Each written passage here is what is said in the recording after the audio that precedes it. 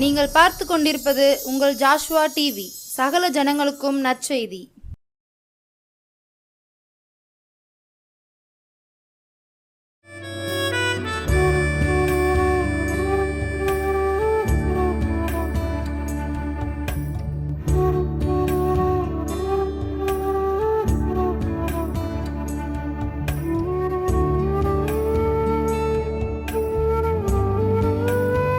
ஆண்டவராய் இயேசு கிறிஸ்துவின் நாமத்தினாலே உங்கள் யாவருக்கும் அன்பின் வாழ்த்துக்களையும் நன்றிகளையும் தெரிவிக்கிறேன்.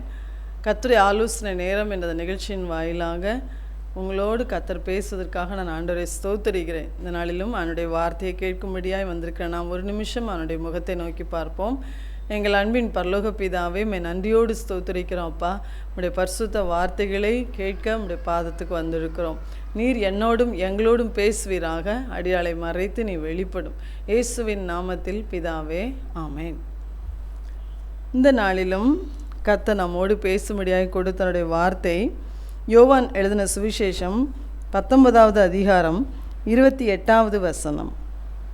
அதன் பின்பு எல்லாம் முடிந்தது என்று இயேசு அறிந்து வேத வாக்கியம் நிறைவேறத்தக்கதாக தாகமாய் இருக்கிறேன் என்றார். ஹல்லேலூயா. அன்று இந்த நாளிலும் கூட நம்மோடு கூட சிலுவையிலே அவர் சொன்ன 7 வார்த்தைகளில் ஒரு வார்த்தையாகிய தாகமாயிருக்கிறேன் என்ற அந்த தலைப்பில் நம்மளோடு அவர் பேச விரும்புகிறார். இந்த வாரங்கள் நாம் பரிசுத்த வாரம் என்று சொல்லுவோம். நம்முடைய ஆலயங்களிலே கர்த்தருடைய சிலுவை பாடுகளை தியானிக்கிற நாட்களாக இந்த 40 நாட்களும் நிறைய ஆராதனைகள் நடந்திருக்கும். நீங்கள் எல்லோரும் அந்த ஆராதனையில் கலந்துருப்பீங்க. நிறைய கர்த்தருடைய வார்த்தைகளை நம்ம கேட்டிருப்போம். இந்த வாரத்தை பரிசுத்த வாரம் என்று அழைப்பாங்க.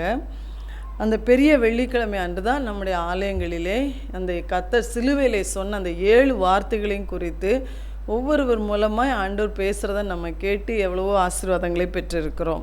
இந்த நாளிலும் கூட அதில் ஒரே ஒரு வார்த்தையாகிய தாகமாக இருக்கிறேன் என்ற அந்த வார்த்தையின் மூலமாக ஆண்டவர் நம்மோடு பேச விரும்புகிறார். சிலுவையிலே அறையப்பட்ட இயேசு சொன்ன ஒரு வார்த்தை தான் தாகமாக இருக்கிறேன்.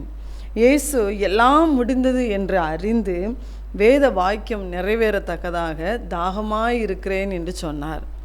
ஆண்டவராகி இயேசு இந்த வார்த்தையை சொல்கிறதுக்கு ரொம்ப முக்கியமான காரணம் என்னென்னா, அவர் சிலுவையில் பட்ட கொடிய வேதனைகள் தான். கொடிய வேதனையின் மத்தியில் தான் ஆண்டவர் இந்த வார்த்தைகளை சொல்லுகிறார். அந்த வேதனை எப்படியெல்லாம் அவர் பட்டார் நம்ம எல்லாருக்கும் நல்லா தெரியும். முந்தின நாள் இரவிலே ரத்தம் சிந்தி ஜெபித்த ஆண்டவர் தன்னுடைய சொந்த சீஷனால் காட்டி கொடுக்கப்பட்டு அவர் பிரதான ஆசாரியர்கள், பரிசேயர்கள், வேதப்பாரர்கள் இவங்க எல்லாராலையும் ஆண்டவர் இரவெல்லாம் துன்புறுத்தப்படுகிறார். பல விதத்திலும் கேள்விகள் கேட்கப்பட்டு பரியாசம் பண்ணப்படுகிறார். அவர் முகத்தில் எச்சில் துப்புகிறார்கள், கன்னத்தில் அறைகிறார்கள், பல்வேறு பொய்யான குற்றச்சாட்டுகளை அவர் மேல் சொல்லுகிறார்கள். இரவெல்லாம் அவர்கள் கையில் ஆண்டவர் பல துன்பங்களை அனுபவிக்கிறார். காலை நேரம் வரும்போது அந்த ரோம அரசனாகிய பிலாத்துவின் கையில் போய் இயேசுவை ஒப்பு கொடுக்குறாங்க. அந்த பிலாத்து அவரை ஒரு கொலைகாரனை போல அந்த இடத்துல வாரினால் அடித்து ஆண்டவரை சரீரத்தெல்லாம் கிழிக்கப்படுகிறார். வாரினால் அடித்து அப்படி சரீரமெல்லாம் கிழிக்கப்படுகிறது. முள்முடி சூடப்பட்டு இயேசு தன்னுடைய ரத்தத்தை சிந்துகிறார். சிலுவை பாரம், தூக்க முடியாத ஒரு பார சிலுவை அவர் சுமந்து கொண்டு செல்லுகிறார். சுமந்து கொண்டு சிலுவையிலே 2 கரங்களிலும் ஆணிகளால் கடவப்பட்டு 2 கால்களிலும் ஆணிகளால் கடவப்பட்டு நம்முடைய ஆண்டவர் தன்னுடைய பரிசுத்த இரத்தத்தை உங்களுக்காகவும் எனக்காகவும் நம்ம எல்லாருக்காகவும் ஆண்டவர் சிந்தினார். ஹல்லேலூயா. அப்பர் அந்த சிலுவையில் அவர் பட்ட வேதனைகளை நம்முடைய மனித வார்த்தைகளால் நம்ம விவரிக்கவே முடியாது. அத்தனை ஒரு கொடிய வேதனை. அந்த கொடிய வேதனை அனுபவித்து கொண்டு இருக்கும் போது தான் ஆண்டவர் முடிவான அந்த நேரத்துக்கு வந்து விட்டார். அந்த நேரத்தில் தான் சொல்லுகிறார், தாகமாய் இருக்கிறேன் என்று சொல்லுகிறார். அப்போ தாகமாய் இருக்கிறேன் என்று அவர் சொல்லுகிற அவருடைய கைகள் அடிக்கப்பட்ட வண்ணமாக இருக்கிறது, கால்கள் அடிக்கப்பட்ட வண்ணமாக இருக்கிறது. வானத்துக்கும் பூமிக்கும் நடுவே உள்ள சிலுவை மரத்தில் ஆண்டவர் இரத்தம் வழிய அவர் தொங்கி கொண்டிருக்கிறார். அந்த சூழ்நிலையில் அவர் தாகமாக இருக்கிறேன் என்று சொல்லும்போது அவருக்கு உண்மையிலே பார்த்தீங்கன்னா சரீரத்தில் அதிகமான ஒரு தாகம் இருந்திருக்கும். சரீரத்தில் அதிகமான ஒரு தாகம் இருக்கும். மனுஷர்கள் நாம் அடிபட்டு அல்லது ரத்தங்கள் சிந்தப்படும் போது அதிகமான தாகம் நமக்கு இருக்கும். ஆண்டவரோ இரவிலிருந்தே கஷ்டப்பட்டு கொண்டிருக்கிறார். அப்போ அவருடைய தாகம் என்பது ரொம்ப ஒரு கொடிய வேதனைக்குரிய தாகமாகத்தான் இருக்கும். நம் தாகம் நமக்கு சரீரத்தில் எடுக்கும்போது உடனடியாக அந்த தண்ணீரை நம்ம குடிச்சிட்டோம் அப்படின்னு சொன்னால் அந்த தாகம் உடனே அடங்கிடும். ஆனால் அது பல மணி நேரங்கள் நீடித்து கொண்டே போகும் என்றால் அது அந்த தாகமே நமக்கு ஒரு பெரிய வேதனையாக இருக்கும் இல்லையா? அதே போல் தான் ஆண்டவர் கொடிய வேதனையின் மத்தியில் ஒரு தாகத்தை அனுபவித்து தான் அவர் சொல்லுகிறார், நான் தாகமாக இருக்கிறேன். ஆனால் ஆண்டவர் அனுபவித்த அந்த தாகம் என்பது 2 வகையிலே அவர் அதை வெளிப்படுத்துகிறார். ஒன்று அவர் சரீர பிரகாரமான அவருடைய தாகம், இன்னொன்று அவருடைய ஆத்மாவிலே அவர் அடைந்த தாகம். ஏனென்றால் அவர் சரீரத்திலே நம்முடைய தாகம் தீர்க்கப்படுவதற்காகவும் இந்த வேதனை அனுபவித்தார். நம்முடைய ஆத்ம தாகம் தீர்க்கப்படுவதற்காகவும் அவர் ஆத்மாவிலே இந்த வேதனைகளை அனுபவித்தார். அப்போ ஆண்டவருடைய பிள்ளைகளாகிய நாம் இந்த வார்த்தைகளை கேட்டுக்கொண்டிருக்கிற நம்முடைய சரீர பிரகாரமான மனுஷிகமான நம்முடைய உலக பிரகாரமான எவ்வளவோ தாகங்களை, ஏக்கங்களை, வாஞ்சைகளை கர்த்தர் நமக்கு தீர்த்து இருக்கிறார். நீங்கள் நல்லா யோசித்து பார்த்தீங்கன்னா உங்கள் வாழ்க்கையை திரும்பி பாருங்கள். நீங்கள் ஆண்டவரை ஏற்றுக்கொண்ட நாள் முதற்கொண்டு இந்நாள் வரைக்கும் நீங்கள் திரும்பி பாருங்கள். உங்கள் வாழ்க்கையில் எத்தனையோ வேதனை நிறைந்த ஒரு ஏக்கங்கள் இருந்திருக்கும், வாஞ்சைகள் இருந்திருக்கும், தாகங்கள் இருந்திருக்கும். அதற்கென்று நீங்கள் ஆண்டவரை நோக்கி பார்க்கும் போதெல்லாம் கர்த்தர் அந்த ஏக்கத்தை உங்களுக்கு தீர்த்திருப்பார், அந்த வாஞ்சையை தீர்த்திருப்பார், அந்த தாகத்தை உங்கள் வாழ்க்கையில் அவர் தனித்திருப்பார். ஒருவேளை அது ஒரு சரீரத்தாகும். ஒருவேளை உங்கள் குடும்பத்தில் பல பிரச்சனைகள்லேருந்து நீங்கள் விடுதலை வேணும்னு ஜெபம் பண்ணியிருப்பீங்க, உங்கள் சரீர சுகம் வேணும்னு கேட்டிருந்துருப்பீங்க, வேலை வேணும், எனக்கு ஒரு நல்ல வாழ்க்கை வேணும், எனக்கு ஒரு நல்ல குழந்தை பாக்கியம் வேணும், இல்லாவிட்டால் எனக்கு நல்ல ஒரு வருமானத்துக்கான வழிகள் வேணும். இப்படி நம்ம குடும்பத்தில் உலகத்தில் எத்தனையோ விதமான சரீர பிரகாரமான தேவைகளோடு தாகங்களோடு ஒவ்வொரு நாளும் நம்ம வாழ்ந்துட்டுருக்குறோம். ஆனால் அப்படிப்பட்ட சூழ்நிலைகளெல்லாம் இயேசு நம்முடைய தாகத்தை தீர்த்திருக்கிறார். ஹல்லேலூயா. அது மாத்திரம் இல்லை, ஆத்தும தாகமாகிய வாழ்க்கையில் எனக்கு நிம்மதியே இல்லை, எனக்கு சமாதானமே இல்லை, என் பாவத்திலேருந்து எனக்கு விடுதலை இல்லை அப்படின்னு நம்ம தவித்த நேரங்களிலே இயேசு நம்முடைய பாவங்களிலிருந்து நமக்கு விடுதலை கொடுத்திருக்கிறார். நமக்கு ஒரு நிம்மதியான வாழ்க்கையை தந்திருக்கிறார், சமாதானத்தை தந்திருக்கிறார். அவர் உலகம் கொடுக்க முடியாத ஒரு சமாதானத்தை தந்திருக்கிறார். இன்னும் ரட்சிக்கப்பட்ட உங்கள் வாழ்க்கையில் அபிஷேகத்தை நீங்கள் கேட்கும்போது அபிஷேகம் தந்திருக்கிறார், வல்லமை தந்திருக்கிறார்.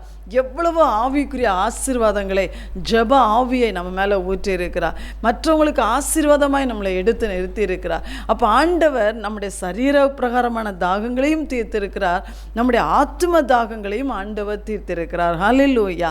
ஏன்னா அதற்காகத்தான் அவர் சிலுவையில் அப்படிப்பட்ட கொடிய வேதனையை அவர் அனுபவித்தார். அப்போ ஆண்டவர் இன்னைக்கு சொல்கிறாரு, இன்னைக்கும் கூட உங்களுக்கு சரீர பிரகாரமாய் உலக பிரகாரமாய் என்ன ஏக்கங்கள், தாகங்கள், வாஞ்சைகள் இருந்தாலும் ஆண்டவரார், ஓ தாகமாய் இருக்கிறவர்களே, நீங்கள் எல்லாரும் என்னிடத்தில் வாருங்கள், நான் உங்களுக்கு அதை தருவேன். அதுக்காக நீ எந்த பணமோ எந்த விலையோ எதுவுமே நீ கொடுக்க தேவையில்லை. ஏன்னா இயேசு அந்த வேதனையை, அந்த துக்கத்தை, அந்த தாகத்தை எல்லாவற்றையும் அவர் சிலுவையிலே அனுபவித்து விட்டார். ஹல்லேலூயா.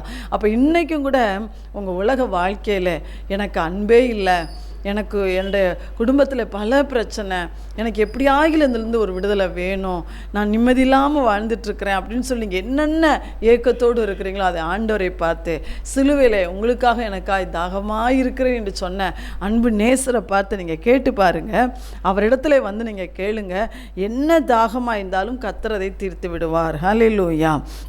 என்னோட வாழ்க்கையில் கூட நான் வாலிப பருவத்தில் நான் அன்பிற்காக ரொம்ப ஏங்கினேன். அதாவது எனக்குள் இருந்த ஒரு தாழ்வு மனப்பான்மையினால் யாருமே என்னை நேசிக்கவில்லை என்று நான் நினைத்து ஆண்டவரை பார்த்து ஒரு நாள் கேட்டேன், ஆண்டவரை நீர் என்னை நேசிக்கிறீரா?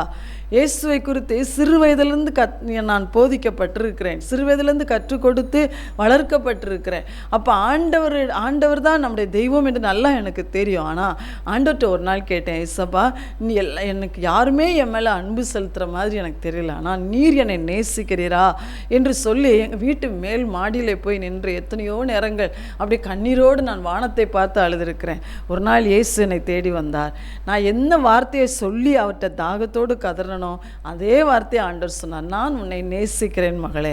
3 முறை கர்த்தர் என் கூட பேசினார், நான் உன்னை நேசிக்கிறேன் என்று சொல்லி அந்த அன்புக்காக ஏங்கி கொண்டிருந்த அந்த தாகத்தை இயேசு தீர்த்தார். அவருடைய அன்பை எனக்கு தந்தார். அவருடைய அன்பை என்மேல் பொழிந்தார் என்று தான் சொல்லுவேன். அவருடைய அன்பினால் நான் அதிகமாக ஈர்க்கப்பட்டேன். ஆண்டவருடைய அன்பு இத்தனை பெரிதானதா, அதற்கு பிறகு மனுஷர் என்னை நேசிக்கவில்லையே என்ற அந்த ஒரு தாகம் எனக்குள் வராதபடி இயேசுவின் அன்பு என்னை நிரப்பினது. ஹல்லேலூயா. அதே மாதிரி அடுத்து பாவ அடிமைத்தனங்களிலிருந்து விடுதலை, நல்ல ஒரு குடும்ப வாழ்க்கை, நல்ல ஒரு அதாவது ஆசீர்வாதங்கள் என்று சொல்லி என்னென்ன காரியங்களை நான் யோசித்து பார்க்கிறேன். எல்லாவற்றும் தேவன் ஒரு திருப்தியை தந்தார். ஹல்லேலூயா. அதே போல தான் இன்னைக்கு நீங்களும் யோசித்து பார்த்து உங்கள் வாழ்க்கையில் கர்த்தர் எதை நீங்கள் கண்ணீரோடு கேட்டு ஆண்டவருடால தாகம் தீர்க்கப்பட்டீங்களோ அதுக்காக இன்னைக்கு ஆண்டவருக்கு நன்றி சொல்லுங்கள். சரியா? இன்னும் எனக்கு சில காரியங்கள் இருக்குதுன்னு சொல்கிறீங்களா? கட்டாயம் நம்முடைய தாகத்தை தீர்ப்பார். அடுத்த ஆண்டவர் சொல்கிறாரு, நம்முடைய தாகம் லூக்கா எழுதின சுவிசேஷம் 16ஆம் அதிகாரத்தில் நீங்கள் பார்த்தீங்கன்னா, லூக்கா 16, ஆண்டவர் இயேசு இந்த உலகத்தில் வந்தப்போ தன்னுடைய சீஷைகள் ஜனங்கள் முன்பாக ஒரு நடந்த ஒரு சம்பவத்தை குறித்து கர்த்தர் சொல்லுகிறார். 2 பேர் இருந்தாங்க. அதில் ஒருவன் ஐஸ்வர்யம் உள்ளவன். 19ஆம் வசனத்திலிருந்து 31 வரைக்கும் சொல்லப்பட்டிருக்கு. ஒருவன் ஐஸ்வர்யம் உள்ளவன், இன்னொருத்தன் தரித்திரன். அந்த ஐஸ்வர்யம் உள்ள மனுஷனுக்கு நல்ல ஒரு சம்பிரமமான வாழ்க்கை, அதாவது எந்த குறையுமே கிடையாது. அவன் நல்ல வெளியேறப்பெற்ற வஸ்திரங்களை தரித்து சம்பிரமமாய் சந்தோஷமாய் சுகபோகமாய் அவன் வாழ்ந்து கொண்டிருந்தான். ஆனால் அதே அவனுடைய எல்லையிலேயே லாசரு என்னும் பேர் கொண்ட ஒரு தரித்திரன் இருக்கிறான். அந்த தரித்திரனுக்கு சாப்பிடக்கூட ஆகாரம் கிடையாது. அவன் பருக்கள் நிறைந்தவனாய் அதே ஐஸ்வர்யவானுடைய வாசலருக்கையே அவன் கிடக்கிறான். அவனுக்கு என்ன ஆசை, அந்த ஐஸ்வர்யவானுடைய மேஜையிலிருந்து மீதி விழும் பார்த்தீங்களா, அந்த துணிக்கையாவது எனக்கு கிடைக்காதா என்று தன் பசியை ஆற்றுவதற்காக அவன் ஆசையாக இருந்தான். ஆசைதான் பட்டான், ஆனால் அவன் பசி ஆற்றப்படலை. நாய்கள் அவன் பருக்களை நக்கிற்று. இப்படிப்பட்ட சூழ்நிலையில் 2 பேருக்கும் ஒரு நாள் மரணம் வந்திருக்கும் இல்லையா? அப்படி மரணம் வந்த நேரத்தில் தரித்திரன் மரித்து அவன் தேவதூதரால் ஆபிரகாமுடைய மடியிலே கொண்டு போய் விடப்பட்டான். ஐஸ்வர்யவானும் மரித்து அடக்கம் பண்ணப்பட்டான். ஐஸ்வர்யவான் எங்கே போனான் தெரியுமா? பாதாளத்திலே கொண்டு போய் விடப்படுகிறான். லாசர் இருக்கிற இடம் கர்த்தருடைய பிள்ளைகள் இந்த உலகத்தின் ஓட்டத்தை முடித்து விட்டு ஆண்டோடைய சமூகத்தில் போய் இளைப்பாறுகிற ஒரு இடம். அந்த இடத்துக்கு பேரே ஆபிரகாமின் மடி என்று பெயர் என்று சொல்லுகிறாங்க. ஆபிரகாமின் மடி என்று பெயர். அந்த இடத்துக்கு தலைவராக இருப்பவர் ஆபிரகாம். அந்த இடத்துல வைத்து லாசருவை கர்த்தர் தேற்றுகிறார். ஆண்டவர் அவனுக்கு தேறுதலை, இந்த உலகத்தில் அவன் அனுபவிக்காத ஆறுதல், அவன் அனுபவிக்காத சந்தோஷத்தை, சமாதானத்தை அந்த இடத்துல ஆண்டவர் அவனுக்கு கொடுக்கிறார். ஆனால் அந்த பாதாளத்தில் இருக்கிற அந்த ஐஸ்வர்யவானோ கொடிய வேதனையை அனுபவிக்கிறான். அவன் பார்த்தீங்கன்னா 24ஆம் வசனத்தில் என்ன வார்த்தை சொல்கிறான்? அப்பொழுது அவன் தகப்பனாகிய ஆபிரகாமே, நீர் எனக்கு இறங்கி லாசருவின் விரலின் நுனியை தண்ணீரில் தோய்த்து என் நாவை குளிர பண்ணும்படி அவனை அனுப்ப வேண்டும். இந்த அக்னி ஜுவாலையில் வேதனைப்படுகிறேனே என்று அவன் ஆபிரகாமை நோக்கி கூப்பிடுகிறான். அவன் இருக்கிற இடத்துக்கும் ஆபிரகாமும் லாசரும் இருக்கிற இடத்துக்கும் இங்கேருந்து அவன் பார்க்கும்போது தெரியுது. ஆனால் அங்கே உள்ளவங்க இங்கே வர முடியாது, இங்கே உள்ளவங்க அங்கே போக முடியாது. ஒரு பெரிய பிளப்பு பாதாளத்துக்கும் அந்த பரதீசுக்கும் இடையில் யாரும் போக முடியாது. ஆனால் இவன் கண்களால் அதை பார்க்கிறான். அப்போ தான் கதறுகிறான், நான் கொடிய வேதனை, இங்கே இருக்கிற அக்கினி ஜுவாலையினால் கடுமையான வேதனையை நான் அனுபவித்து கொண்டிருக்கிறேன், நீர் எனக்கு இறங்கும். இப்போ என்ன கேட்குறான்? லாசரு தன் விரலுடைய நுனியை தண்ணீருக்குள்ளே தோய்த்து அதை என் நாவில் வந்து குளிரும்படியாய் வைக்கணும்னு சொல்லி கேட்குறான். அதுக்காக லாசருவை அனுப்புங்கள் என்று கேட்குறான். ஆனால் நாட்கள் கடந்து விட்டது. ஆபிரகாம் என்ன சொல்கிறாரு? என் மகனே, நீ பூமியில் உயிரோடு இருக்கனால நல்ல சம்பிரமமாக அனுபவிச்ச, நிறைய நன்மைகளை அனுபவிச்ச. லாசருவோ தீமைகளையே அனுபவித்தான். ஆனால் இன்னைக்கு அதை நினச்சிப்பார். அன்னைக்கு நீ அப்படி வாழ்ந்த, இன்னைக்கு அவன் தேற்றப்படுகிறான், நீயோ வேதனைப்படுகிறாய். அப்போ பார்த்தீங்களா, அக்கினி ஜுவாலைக்குள்ளே கிடக்கிற அந்த வேதனை, அந்த நரக ஆக்கினை என்பது ரொம்ப ரொம்ப கொடிய வேதனை. எல்லா மனிதர்களுக்கும் முடிவு என்று ஒன்று இருக்கிறது. அன்றைக்கு ஒன்று நாம் கர்த்தர் கொடுக்குற அந்த பரதீசாகிய அவருடைய சமூகத்தில் போய் நம்ம இளைப்பாறணும். இல்லாவிட்டால் அந்த வேதனை நிறைந்த அந்த நரக ஆக்கினைக்குள்ளே போய் நம்ம விழணும். இந்த 2ல் ஏதாவது ஒன்று ஒவ்வொரு மனுஷனுக்கும் உண்டு. ஆனால் அந்த நரக ஆக்கினின் வேதனை என்பது ஒரு சொட்டு தண்ணீருக்காக அவன் கெஞ்சுகிறான். அவன் அந்த இடத்துல கெஞ்சக்கூடிய கொடிய வேதனை. அப்போ ஆண்டவர் இன்னைக்கு சொல்கிறாரு, மனிதர்களாகிய நாம் அப்படிப்பட்ட ஒரு நரக ஆக்கினை அடைந்து விடக்கூடாது என்பதற்காகத்தான் இயேசு சிலுவையில் தாகமாய் இருக்கிறேன் என்று சொல்லி அந்த தாகமாய் இருக்கிறேன் என்ற அந்த கொடிய வேதனையை ஆண்டவர் சரீரத்திலே அனுபவித்தார், ஆத்துமாவிலே அனுபவித்தார். ஹல்லேலூயா. அப்போ ஆண்டவர் இன்னைக்கு சொல்கிறாரு, உனக்காக நான் சிலுவையிலே வேதனைகளை அனுபவித்திருக்கிறேன். தாகத்தை மாத்திரம் இல்லை, எல்லா வேதனையும் அவர் அனுபவிச்சிட்டார். என்னென்ன பாவமாயிட்டார், சாபமாயிட்டார், தரித்திரனாயிட்டார், அவர் அந்த கேடடைந்தார். அவரை யாரும் பார்க்க முடியாத கொடிய ஒரு ரூபத்தில் அவர் இருந்தார். அவர் ஆவியிலையும் ஆத்மாவிலையும் சரீரத்திலையும் நொறுக்கப்பட்டு, அவர் உடைக்கப்பட்டு, பிழியப்பட்டு அந்த இடத்துல தொங்கிக் கொண்டிருந்தார். அப்போ ஆண்டவர் சொல்கிறார், உனக்காகத்தான் அந்த வேதனைகளெல்லாம் நான் அனுபவித்தேன். அன்பு மகனே, அன்பு மகளே, ஒரு நாளும் நீ அந்த நரக ஆக்கினைக்குள்ளே போய் நீ விழுந்து போயிடக்கூடாது. அதுதான் இன்றைக்கு தேவனுடைய தாகம். இந்த வசனத்தை கேட்கிற நம்ம ஒவ்வொருத்தரும் நம்முடைய வாழ்க்கையவே யோசித்து பார்ப்போம். இன்றைக்கு நான் மரித்தால் எங்கே போவேன்? இன்றைக்கு நான் மரித்தால் நான் ஆண்டவருடைய சமூகத்துக்கு போவேனா? அந்த பரலோக ராஜ்யத்துக்குள்ளே போவேனா? அல்லாவிட்டால் என் ஆத்துமா அந்த நரக அக்கினிக்குள்ளே போகுமா? யோசித்து பாருங்க, உங்களுக்கே தெரியும். நான் ஒருவேளை அப்போ ஆண்டவர் நம்முடைய மரணம் என்பது என்றைக்கு வேண்டுமானாலும் வரலாம். அந்த மரணம் நம்மை சந்திக்கும் போது நாம் கண்ணை மூடின உடனே ஆண்டோடைய மடியிலே கொண்டு போய் நாம் விடப்பட வேண்டும். அவர் வாசமனை அந்த பரிசுத்த ஸ்தலத்துக்குள்ளே போய் நாம் விடப்பட வேண்டும். இல்லாவிட்டால் அந்த கொடிய பாதாளத்துக்குள்ளே நாம் விழ வேண்டிய சூழ்நிலை வரும். அதனால தான் ஆண்டு சொல்கிறார், இன்றைக்கே ரட்சணிய காலம், இன்றைக்கே அனுக்கிரக காலம். ஐஸ்வர்யவான் அவனுக்கு கொடுக்கப்பட்ட நாளில் ஒரு நாள் அவன் கடவுளை தேடலை, அவன் கர்த்தருக்கு பயந்து அவன் வாழலை, அவன் பாவத்தை வெறுக்கலை, சம்பிரமமாய் வாழ்ந்தான். அந்த ஏழைக்கு இறங்க கூட அவன் மனசு வரல. ஆனால் ஏழையாய் தரித்திரனாய் வாழ்ந்த அந்த கர்த்தருடைய பிள்ளையோ தேவனுடைய சமூகத்தில் சந்தோஷமாக இளைப்பாரி கொண்டிருந்தான். கர்த்தர் சொல்கிறார், உனக்காக நான் மரித்தேன், நீ உன் ஆத்துமாவை அந்த நரக அக்கினியிலிருந்து தப்புவித்து என் ராஜ்யத்துக்குள்ளே வர வேண்டும் என்று நான் விரும்புகிறேன். நீ ஆயத்தமான ஆண்டு கேட்குறார். ஒருவேளை இதுவரைக்கும் உங்கள் வாழ்க்கையை நீங்கள் ஒப்பு கொடுக்கலன்னா இன்றைக்கி நீங்கள் ஒப்பு கொடுங்க. அல்லாட்டா ஒரு நாளில் நான் ரட்சிக்கப்பட்டேன், ஆனால் இன்றைக்கி அந்த ரட்சிப்பு நிச்சயம் கூட எனக்குள்ளே இல்லை, நான் இன்றைக்கு மரித்தா எங்கே போவேன்ற நிச்சயம் எனக்கு இல்லைன்னு சொல்கிறீங்களா? இன்றைக்கே அந்த சிலுவை அண்டை வாருங்கள். வந்து ஆண்டவரே, என்னுடைய பாவங்கள் அக்கிரமங்கள் எல்லாவற்றையும் மன்னித்து மீண்டும் அந்த ரட்சிப்பின் நிச்சயத்தை தாருன்னு கேளுங்க. ரட்சிப்பின் நிச்சயத்தை பெற்றுக்கொண்ட நாம் ஒவ்வொரு நாளும் அதை காத்துக்கொள்ள வேண்டும். ஒவ்வொரு நாளும் இயேசுவின் சிலுவை அண்டை வந்து நின்று அவருடைய ரத்தத்தால் நம்மை தூய்மையாக்கி கொள்ளணும், நம்மளை சுத்தமாக்கி கொள்ளணும், நம்முடைய சுத்தவனாய் நம்ம காத்து கொள்ளணும், இந்த உலகத்தின் இறுதி வரை நம்மை காத்து கொள்ளணும். அப்படி நம்மை காத்து கொள்ளும் போது மாத்திரம்தான் அந்த நரக ஆக்கினைக்கு நாம் தப்புவிக்க முடியும் என்று கர்த்தர் சொல்கிறார். அதற்காகவே தாகமாய் இருக்கிறேன் என்ற அந்த வார்த்தை அன்னைக்கு ஆண்டவர் சொன்னார். அந்த கொடிய வேதனை அவர் அனுபவித்தார். கடைசியாக ஆண்டவர் சொல்கிறாரு, தாகமாய் இருக்கிறவர் நம்முடைய தாகத்தை அவர் தீர்த்தார் இல்லையா? நம்ம அதுக்கு நன்றி சொல்கிறோம். இன்னும் கூட நம்முடைய தாகத்தை தீர்க்க அவர் என்றைக்கும் ஆவலுள்ளவராக இருக்கிறார். அவர் தாகம் தீர்க்கும் ஜீவ நதியாக இருக்கிறார். அப்போ இயேசு சொல்கிறாரு, உனக்காக நான் மரித்தேனே, எனக்காக நீ என்ன செய்தாய்? அப்போ அன்னைக்கு தாகமாக இருக்கிறேன்னு சொன்னவருடைய தாகம் இன்னும் தீர்க்கப்படலை. ஏன்னா அவருக்கு இன்னும் நிறைய தாகம் இருக்குது. 1 தீமோத்தேயு 2ஆம் அதிகாரம் 4ஆம் வசனம் சொல்லியிருக்கு, எல்லா மனுஷரும் ரட்சிக்கப்படவும் சத்தியத்தை அறிகிற அறிவை அடையவும் அவர் சித்தமுள்ளவராக இருக்கிறார். ஆண்டுடைய தாகம் என்ன?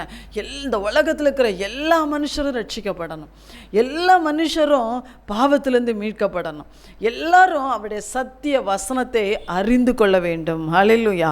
அது மாத்திரம் அவர் சொல்கிறாரு, முழங்கால் யாவும் எனக்கு முன்பாக மடங்கணும். இன்றைக்கி எத்தனையோ தேவர்கள் முன்பாய் முடங்கி கொண்டிருக்கிற முழங்கால்கள் இயேசுவுக்கு முன்பாக முடங்கணும். அந்த நாவுகள் இயேசுதான் தெய்வம் என்று அறிக்கையிட வேண்டும், இயேசுதான் என் இரட்சகர் என்று அறிக்கையிடணும். அதுதான் ஆண்டுடைய தாகம். இன்னும் ஆண்டவர் சொல்கிறாரு, எபிரேயர் 3ஆம் அதிகாரம் 15ஆம் வசனத்தில், ஜீவ காலமெல்லாம் மரண பயத்தினாலே அடிமைத்தனத்துக்குள்ளாக இருக்கிற யாவரும் விடுவிக்கப்படணும். இன்றைக்கி மனுஷன் ஒரு மரணத்தை சந்திக்கிறான்னு வச்சுக்கோங்களேன், அந்த மரண பயம் அவனை வாட்டி வதைக்கிறத நம்ம பார்க்கலாம். ஆனால் இயேசுவின் பிள்ளைகள் மாத்திரம்தான் அவர் மரணத்தை ஜெயித்தது போல அந்த மரணத்தை ஜெயித்தவர்களாய் அந்த மரணத்திலிருந்து விடுவிக்கப்பட்டு அவருடைய ராஜ்யத்துக்குள்ளே போக முடியும். அப்போ மரணம், பாவத்தின் சம்பளமாகிய மரணம், அந்த மரண பயத்திலிருந்து நாம் எல்லாரும் விடுவிக்கப்பட்டு இருக்கணும். அதுதான் அவருடைய தாகம். அதற்காகத்தான் அந்த மரணத்தை அவர் ருசி பார்த்தார். அதற்காகத்தான் சிலுவையில் அந்த கொடிய வேதனைகளை அவர் அனுபவித்தார். இன்னும் லூக்கா 12:49-50 ஆண்டு சொல்கிறார், பூமியிலே அக்னியை போட வந்தேன், அந்த அக்னி இப்பொழுதே பற்றி எறிய வேண்டும் என்று விரும்புகிறேன். இதெல்லாம் அவருடைய தாகம். அவருடைய வல்லமை உங்களுக்குள்ளே எனக்குள்ளேயும் போடப்படணும். அந்த வல்லமையை பெற்று நாம் எழும்பி கர்த்தருக்காக பிரகாசிக்கணும். கர்த்தருக்காக எழும்பி அவருடைய தாகத்தை நம்ம தீர்க்கணும். அதற்காகத்தான் இயேசு நம்மை அழைத்திருக்கிறார். அதற்காகத்தான் ஆண்டவர் நம்மை தெரிந்து கொண்டிருக்கிறார். அதற்காகத்தான் கர்த்தர் நம்மை ரட்சித்திருக்கிறார், நம்மை அபிஷேகம் பண்ணியிருக்கிறார். ஒரு பவுல் அப்போஸ்தலன் ரட்சிக்கப்பட்ட உடனே ஆண்டவரை சந்தித்த உடனே கேட்டார், ஆண்டவரே நான் என்ன செய்ய சித்தமாக இருக்கிறேன்? ஆண்டவர் சொன்னார், நீ போ, நீ புறஜாதிகள் மத்தியில் உன்னை நான் அனுப்புவேன், ராஜாக்கள் மத்தியில் உன்னை அனுப்புவேன், அங்கெல்லாம் போய் என் சுவிசேஷத்தை சொல்லு. கடைசி வரை இயேசுவின் தாகத்தை தீர்த்தார். நீங்கள் நானும் இன்றைக்கி என்ன செய்கிறோம் ஆண்டவருக்காக? ஆண்டவரே நான் என்ன செய்யணும்னு ஆண்டவர்கிட்ட கேட்டிருக்கீங்களா? உங்களுக்காக நான் என்ன செய்ய சித்தமாக இருக்கிறீங்க? என் தாகத்தை எவ்வளோ தீர்த்தீங்களேப்பா, நான் உங்கள் தாகத்தை தீர்க்க இந்த உலகத்தில் என்ன செய்யணும்னு ஆண்டவர்கிட்ட கேட்டிருக்கீங்களா? அப்படி கேட்டு பாருங்கள். நாம் அவர் தாகத்தை தீர்க்க வேண்டும். சிலுவையில் தாகமாக இருக்கிறேன் என்று சொன்ன ஆண்டவர் இன்றைக்கும் அதே தாகத்தோடு தான் நம்ம மத்தியில் இருக்கிறார். என் பிள்ளைகள் ரட்சிக்கப்பட மாட்டார்களா? என்னுடைய பிள்ளைகள், தாகம் தீர்க்கப்பட்ட பிள்ளைகள் எனக்காய் எழும்பி என்னுடைய தாகத்தை தீர்க்க மாட்டார்களா என்று அன்றைய ஏக்கத்தோடு தான் ஆண்டவர் இருக்கிறார். ஒரு சமாரிய ஸ்திரியை ஆண்டவர் சந்தித்தார். அவர்கிட்ட போய் தாகத்துக்கு தண்ணீர் தா என்று கேட்டார். ஆனால் அந்த மகளோ பாவத்தின் தாகத்தினால் நிரம்பி இருந்தாள். இயேசு அவளுக்கு அதிலிருந்து விடுதலை கொடுத்தார். விடுதலை கொடுத்தவொடனே என்ன செஞ்சால், ஊருக்குள் ஓடி போய் எல்லாருக்கும் இயேசுவை குறித்து சொன்னார்.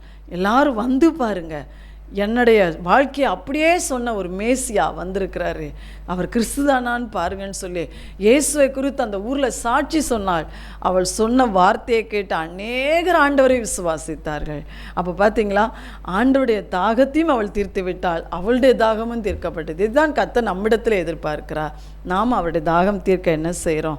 தாகம் தீர்க்கும் ஜீவநதியாகி அவரிடத்தில் மாத்திரம் நம்ம தாகம் தீர்க்கப்பட்டவர்களாக இருந்து விடக்கூடாது. ஒவ்வொரு நாள் ஆண்டவரே நான் உம்முடைய தாகத்தை தீர்க்க என்ன செய்ய வேண்டும்? சிலுவையில் தாகமாயிருக்கிறேன் என்று கதர்நீர் அப்பா, உம்முடைய தாகத்தை தீர்க்க நான் என்னையும் ஒப்பு கொடுக்கிறேன்னு சொல்லுங்கள். உம்முடைய தாகத்தை தீர்க்க என் வாழ்க்கையை நான் ஒப்பு கொடுக்கிறேன், நான் என்ன செய்ய சித்தமாக இருக்கிறேன், என்னை வழி நடத்தும். நீங்கள் கேட்டு பாருங்கள், ஆண்டவர் நம்மை வழி நடத்துவார். ஹல்லேலூயா. அப்போ சிலுவையில் தாகமாக இருக்கு என்று சொன்னவருடைய தாகம் தீர்க்கப்பட ஆண்டுடைய கரத்தில் நம்மளே ஒப்பு கொடுப்போம். நம்முடைய தாகங்களையும் அவரை நோக்கி பார்த்து நாம் தீர்த்து கொள்ளலாம். ஜெபிப்போமா? எங்கள் அன்பின் பரலோக பிதாவே, உம்மை நன்றியோடு நாங்கள் ஸ்தோத்திரிக்கிறோம் அப்பா. சிலுவையில் அறையுண்ட என் இயேசு தாகமாயிருக்கிறேன் என்று சொன்ன அந்த வார்த்தையை நினைத்து ஆண்டவரே நாங்கள் தியானிக்க எங்களுக்கு கிருபை கொடுத்தீரே, உமக்கு ஸ்தோத்திரம். இந்த வார்த்தையை கேட்கிற ஒவ்வொருத்தர் உள்ளத்திலும் ஆண்டவரே எங்கள் வாழ்க்கையிலும் நீ செய்த நன்மைகள் ஏராளம். எத்தனையோ நேரங்களிலே நாங்கள் தாகத்துக்காக மண்டரே சரீரப்பிரகாரமாக எங்களுடைய வாழ்க்கையின் ஏக்கங்களுக்காக வேதனைகளுக்காக தாகத்தோடு உம்மை நோக்கி பார்த்துருக்குறோம் ஐயா. நீர் எங்கள் கண்ணீரை துடைத்திருக்கிறேன், எங்கள் தாகத்தை தீர்த்திருக்கிறேன், உமக்கு நன்றி செலுத்துகிறோம். இன்னும் கூட இந்த வார்த்தையை கேட்கிறவங்க உள்ளங்கள் என்னென்ன வாஞ்சியோடு ஏக்கத்தோடு பெருமூச்சோடு நிற்கிறார்களோ அவர்கள் தாகத்தை நீ தீர்க்கும்படியாய் நாங்கள் ஜெபிக்கிறோம். அது மாத்திரம் இல்லை ஆண்டவரே, நரக அக்கினிக்குள்ள ஒருவரும் போய்விடக்கூடாது என்ற உங்கள் தாகம் எங்கள் வாழ்க்கையில் நிறைவேறட்டும். இந்த வார்த்தையை கேட்கிற ஒவ்வொருத்தர் வாழ்க்கையிலும் நிறைவேறட்டும் சுவாமி. அவங்க குடும்பங்களில் நிறைவேறட்டும்.